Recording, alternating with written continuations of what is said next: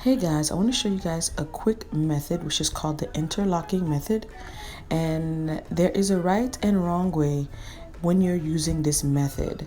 Depending on how much growth the client has, you will know which direction to go through. Okay, you can go north, east, west, and south depending on how much growth the client has. Most of the time, if a client uses the interlocking method, they have holes in their locks, and sometimes that's because they're going in the same direction. So you guys, this is very simple and basic. Direct message me if you have any questions.